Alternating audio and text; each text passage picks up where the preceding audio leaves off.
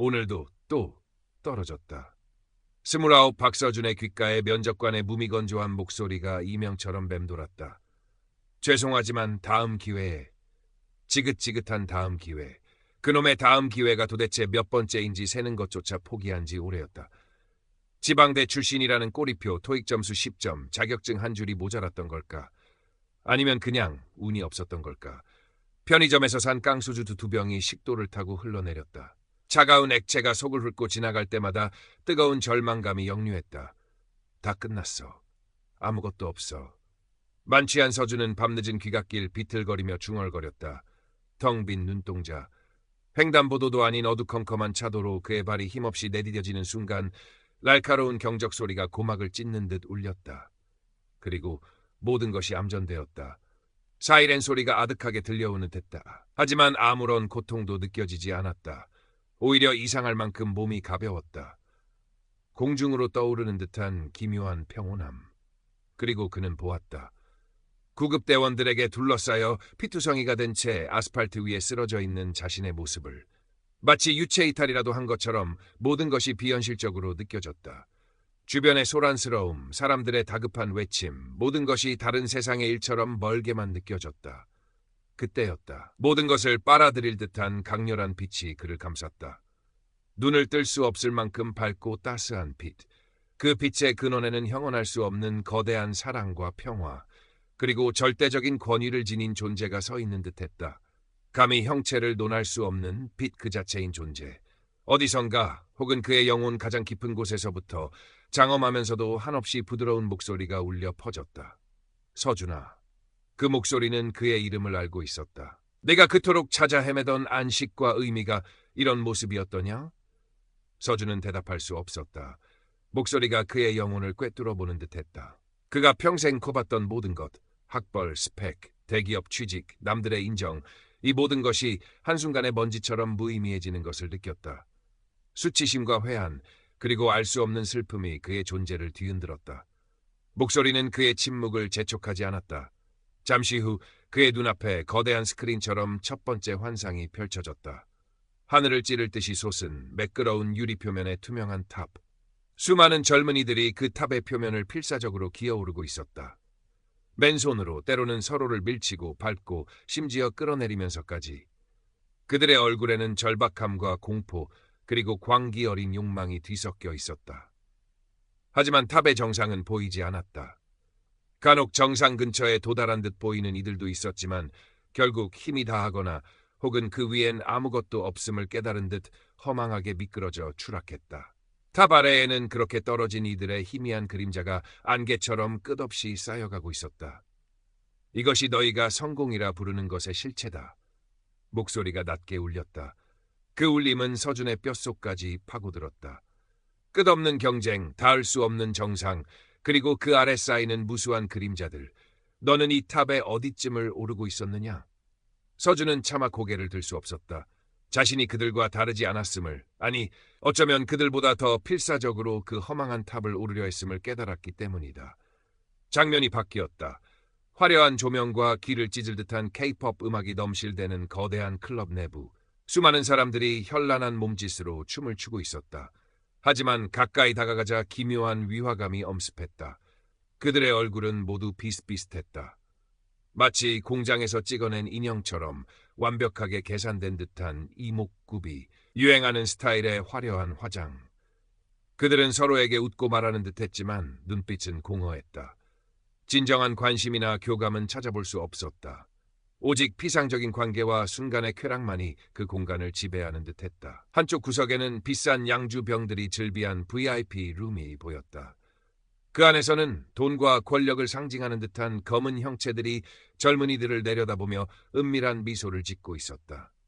또 다른 한쪽에서는 모두가 함께 있는 공간임에도 불구하고 각자의 스마트폰 화면에 콜을 받고 고립된 채 무표정하게 앉아있는 사람들이 보였다. 그들의 손가락은 쉴 새 없이 화면을 두드렸지만 그들의 영혼은 텅 빈 방처럼 느껴졌다. 진실한 관계는 사라지고 거짓된 이미지와 순간의 쾌락만이 남았다. 너희는 수많은 이들과 연결되어 있다고 믿지만 실은 역사상 가장 외로운 존재들이다. 목소리는 슬픔을 머금은 듯했다. 서준은 가슴 한구석이 아려오는 것을 느꼈다. 자신 또한 그 가면 무도회의 일원이었다는 사실을 부정할 수 없었다. 의미 없는 술자리, 하룻밤의 인연, SNS 속의 허상들. 다시 장면이 전환되었다. 어둡고 축축하며 끝없이 이어질 것만 같은 지하철 터널. 터널 벽에는 녹슨 물이 흘러내렸고 희미한 전등만이 간헐적으로 깜빡였다. 그곳에서 서준은 심장이 멎는 듯한 광경을 목격했다. 몇 년 전 스스로 생을 마감했던 그의 가장 친한 친구 민수. 민수가 텅 빈 눈으로 다른 수많은 사람들과 함께 터널 안쪽의 깊은 어둠을 향해 좀비처럼 줄지어 걸어가고 있었다. 그들의 얼굴에는 아무런 표정도 없었다. 희망도 절망도 심지어 고통조차 느껴지지 않는 그저 텅 비어버린 얼굴들. 터널 벽에는 온갖 악플과 혐오 발언, 절망적인 낙서들이 피처럼 번져 있었다. 죽고 싶다, 희망은 없다, 모든 것은 거짓이다. 서준은 민수의 이름을 부르며 그 행렬을 막으려 미친 듯이 소리쳤다. 하지만 그의 목소리는 그들에게 닿지 않았다. 마치 다른 차원에 있는 것처럼 그들은 서준의 존재를 전혀 인지하지 못하는 듯했다. 보아라, 이것이 절망이 이끄는 길이다. 너희는 스스로 자유를 선택했다고 믿지만 실은 보이지 않는 사슬에 묶여 스스로 파멸을 향해 걸어 들어가고 있다. 세 가지 환상이 끝나고 서준은 온몸에 힘이 빠져나가는 것을 느꼈다. 그 자리에 주저앉아 흐느끼고 싶었지만 눈물조차 나오지 않았다. 목소리가 다시 한번 이번에는 깊은 연민과 슬픔 그리고 알 수 없는 간절함이 담긴 음성으로 그에게 말했다. 서준아, 이것이 네가 애써 외면했던 세상의 민낯이며 너 또한 그 파멸의 행렬을 향해 걷고 있었다. 아니, 어쩌면 이미 그 행렬의 일부였을지도 모른다. 서준은 고개를 떨었다. 부정할 수 없는 진실이었다. 그러나 아직 기회는 있다. 내 심장이 다시 뛰고 있지 않느냐. 순간 서준은 자신의 가슴에서 미약하지만 분명한 고동을 느꼈다. 돌아가라. 돌아가서 네가 본 것을 전하고 잠든 영혼들을 깨워라. 내 안의 작은 불씨, 그 연민과 진실을 향한 갈망을 되살려 어둠을 밝히는 등불이 되어라. 더 이상 외면하지 마라. 이것이 내게 주어진 두 번째 삶의 의미다. 서준은 온몸으로 거부하고 싶었다. 이 끔찍한 진실을 안고 어떻게 다시 그 세상으로 돌아갈 수 있단 말인가. 하지만 동시에 거스를 수 없는 강력한 힘과 함께 자신이 본 것에 대한 유르기나의 확신이 그의 영혼 깊은 곳에서부터 차오르는 것을 느꼈다. 그것은 두려움이 아니었다. 오히려 알 수 없는 용기와 결연함이었다. 삐! 삐! 삐! 단조로운 기계음과 함께 서준은 눈을 떴다. 하얀 천장, 코를 찌르는 소독약 냄새. 병원 중환자실이었다. 온몸이 천근만근 무거웠고 숨을 쉴 때마다 갈비뼈 근처가 욱신거렸다. 옆에는 핏기 없는 얼굴로 그의 손을 꼭 잡고 있는 어머니와 초췌한 모습의 아버지가 있었다. 서준아, 정신이 드니? 아, 하느님 감사합니다. 어머니는 울음 섞인 목소리로 그의 이름을 불렀다. 곧이어 의사와 간호사들이 달려왔고 분주하게 그의 상태를 살폈다. 의사는 그가 거의 4분간 심정지 상태였으며 살아난 것이 의학적으로 설명하기 힘든 기적이라고 말했다. 뇌 손상 여부도 걱정했지만 다행히 큰 이상은 없어 보인다고 했다. 가족들은 그의 생환에 안도하며 눈물을 흘렸지만 서준이 자신이 겪은 임사체험과 환상에 대해 조심스럽게 이야기하자 그들의 얼굴에는 기쁨 대신 당혹감과 걱정이 어렸다. 그들은 서준이 극심한 교통사고 후의 정신적 충격으로 인해 헛것을 보거나 선망 증세를 보이는 것이라고 생각하는 듯했다. 아버지는 아무 말 없이 그의 어깨를 두드렸고 어머니는 우리 아들 너무 큰 일을 겪어서 그런가 보다. 푹 쉬면 괜찮아질 거야 라며 애써 그를 안심시키려 했다. 가장 먼저 병문안을 온 것은 취업 스터디 리더였던 김현우였다. 그는 서준의 사고 소식에 놀란 듯했지만 서준이 힘겹게 꺼낸 임사체험 이야기에 이내 어이없다는 표정을 지었다. 야 박서준, 너 요새 너무 힘들었나 보다. 헛것이 다 보이고 교통사고 후유증이 심한가 본데 빨리 정신 차리고 다음 공채 준비해야지. 시간 없다. 현우는 특유의 현실적인 말투로 서준의 말을 일축했다. 그의 눈에는 서준이 겪었다는 초현실적인 경험에 대한 일말의 호기심이나 공감도 찾아볼 수 없었다. 오직 취업 경쟁에서 뒤처지면 안 된다는 강박만이 느껴질 뿐이었다. 서준은 깊은 고독감에 휩싸였다. 자신이 본 그 끔찍하고도 절실한 진실을 어떻게 이들에게 전달해야 할까? 아니, 전달할 수 있기는 한 걸까? 퇴원 후 서준의 삶은 이전과 완전히 달라졌다. 더 이상 빼곡한 채용 공고 사이트를 뒤지거나 자소서 항목을 채우기 위해 머리를 쥐어짜지 않았다. 그의 머릿속은 온통 임사체험에서 보았던 환상들과 목소리의 마지막 명령으로 가득 차 있었다. 돌아가서 네가 본 것을 전하고 잠든 영혼들을 깨워라. 하지만 어떻게? 누구에게? 사람들은 그의 말을 믿어줄까? 미친 사람 취급을 받거나 더 심한 조롱과 비난에 직면할지도 모른다. 두려움이 엄습했지만 동시에 그 환상 속에서 보았던 절망의 터널로 향하던 친구 민수의 텅 빈 눈동자와 경쟁의 탑에서 추락하던 수많은 젊은이들의 비명이 귓가에 생생하게 맴돌았다. 그는 더 이상 외면할 수 없었다. 처음에는 망설였다. 하지만 며칠 밤낮을 고민한 끝에 그는 용기를 내기로 결심했다. 과거 민수의 온라인 추모 공간. 그곳은 민수의 친구들과 지인들이 가끔씩 찾아와 안부를 묻거나 그리움을 표하는 조용하고 작은 공간이었다. 서준은 떨리는 손으로 키보드를 두드렸다. 자신의 교통사고 경험, 임사체험, 그리고 3가지 환상에 대해 최대한 담담하고 진솔하게 적어 내려갔다. 마지막에는 이렇게 덧붙였다. 이 글을 읽는 당신이 저를 미쳤다고 생각할지도 모르겠습니다. 하지만 저는 제가 본 것을 진실이라고 믿습니다. 그리고 어쩌면 이 이야기가 절망 속에 있는 누군가에게 작은 질문이라도 던질 수 있다면 그것만으로도 의미가 있다고 생각합니다. 아직 늦지 않았습니다. 우리에게는 다른 길이 있을지도 모릅니다. 익명으로 글을 올린 후 서준은 초조하게 반응을 기다렸다. 예상대로 대부분의 댓글은 냉담하거나 조롱일색이었다. 이게 뭐냐? 소설 쓰냐? 관종이 또 한 명 들었네. 민수형 추모 공간에서 뭐 하는 짓이냐? 교통사고 후유증이 심하신 듯 병원부터 가보세요. 그래서 뭘 어쩌라는 건데? 다 같이 손잡고 천국이라도 가자고? 날카로운 비수 같은 댓글들이 그의 가슴을 후벼 팠다. 역시 무리였을까? 하지만 그는 페이지를 닫지 못했다. 그리고 그때 작은 알림이 울렸다. 새로운 댓글이었다. 글 잘 읽었습니다. 왠지 모르게 당신의 이야기가 거짓말 같지 않네요. 저도 요즘 비슷한 절망감을 느끼고 있었거든요. 당신이 본 환상들이 마치 지금 우리 사회의 모습 같아서 소름이 돋았습니다. 혹시 괜찮으시다면 좀 더 자세한 이야기를 들어볼 수 있을까요? 닉네임은 작은 풀씨. 서준은 자신도 모르게 눈시울이 뜨거워지는 것을 느꼈다. 단 한 명이라도 그의 이야기에 귀를 기울여주는 사람이 있다는 사실만으로도 알 수 없는 용기가 솟아났다. 그는 작은 풀씨에게 쪽지를 보냈다. 그 작은 풀씨가 대학 시절 같은 교양 수업을 스치듯 들었던 한지민이라는 것을 알게 된 것은 며칠 후였다. 지민은 작은 시민단체에서 활동하며 사회의 부조리와 소외된 이들의 문제에 깊은 관심을 가지고 있었다. 그녀는 서준의 글에서 자신이 평소 어렴풋이 느끼고 고민하던 사회 문제의 본질적인 부분을 발견했고 그의 진정성에 끌려 연락을 취했던 것이다. 서준 씨, 당신이 본 환상이 정확히 무엇을 의미하는지는 아직 잘 모르겠어요. 하지만 당신이 말하는 이 사회의 문제점들, 그 허무함과 절망감은 저도 매일같이 느끼고 싸우고 있는 것들이에요. 카페에서 만난 지민은 따뜻한 눈빛으로 서준에게 말했다. 그녀는 서준의 이야기를 단지 개인적인 환각으로 치부하지 않았다. 오히려 그의 경험을 통해 우리 사회가 직면한 위기의 본질을 함께 고민하고 싶어 했다. 서준은 처음으로 자신의 경험을 온전히 이해받는 듯한 느낌을 받았다. 지민의 도움으로 서준은 작은 인권 영화 상영회 후 관객과의 대화 시간에 자신의 이야기를 할 기회를 얻게 되었다. 20명 남짓한 사람들 앞에서 그는 떨리는 목소리로 자신이 겪은 일과 환상 그리고 목소리가 전한 메시지를 나누었다.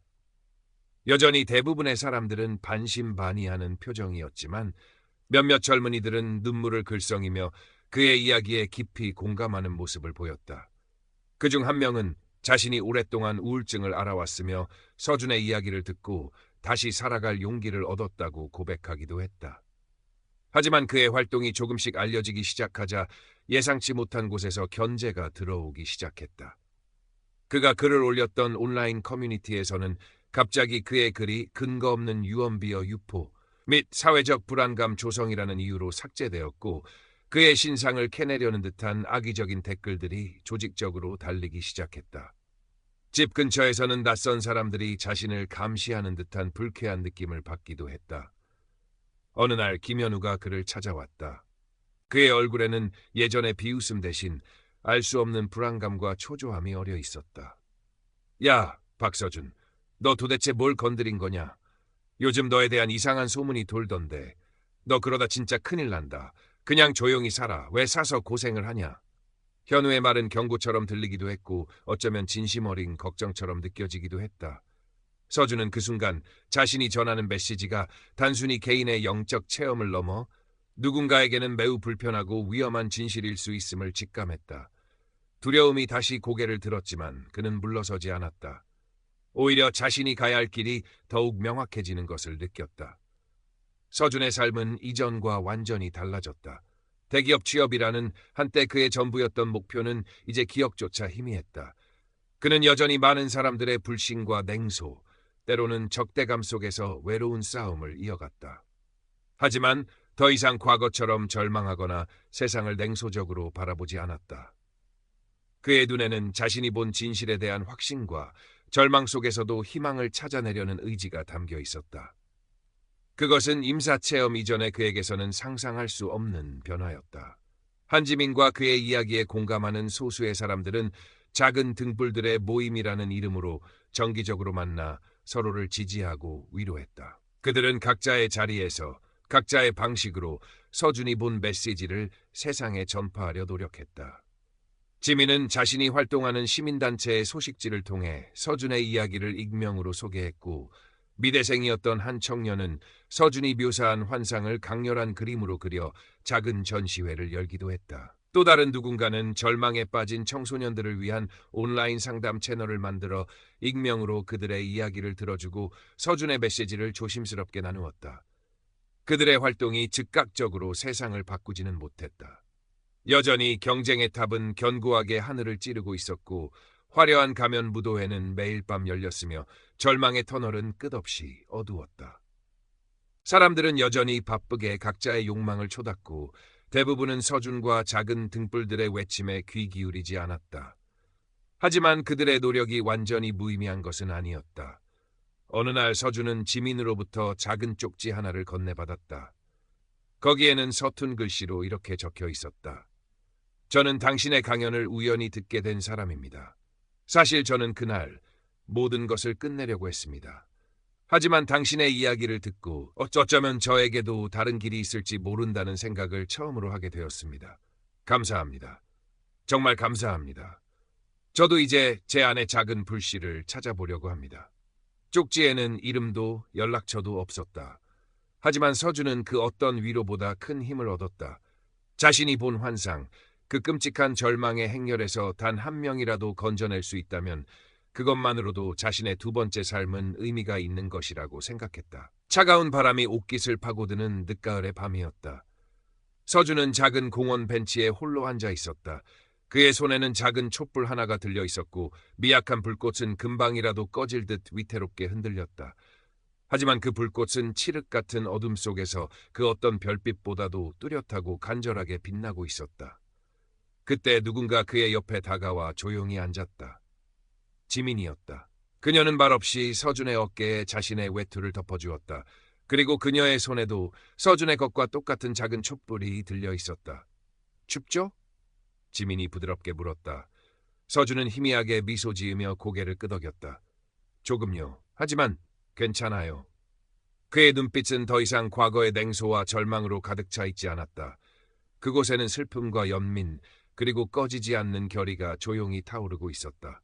세상은 여전히 어둡고 차가웠지만 그는 더 이상 혼자가 아니었다.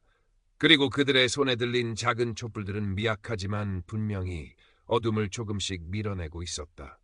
카메라는 천천히 멀어진다.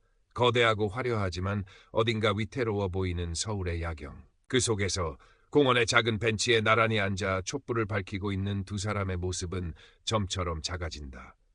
하지만 그 작은 불빛들은 마치 어둠 속에서 길을 잃은 이들을 위한 등대처럼 보는 이의 마음에 깊고 긴 여운을 남긴다.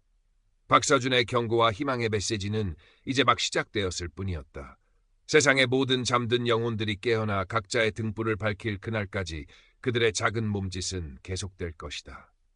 어쩌면 이 이야기를 읽고 있는 당신의 마음속에도 이미 작은 불씨 하나가 옮겨붙었을지 모른다. 그 불씨를 꺼뜨리지 않고 키워나갈 것인지 아니면 외면하고 다시 어둠 속으로 걸어 들어갈 것인지는 이제 당신의 선택에 달려 있다.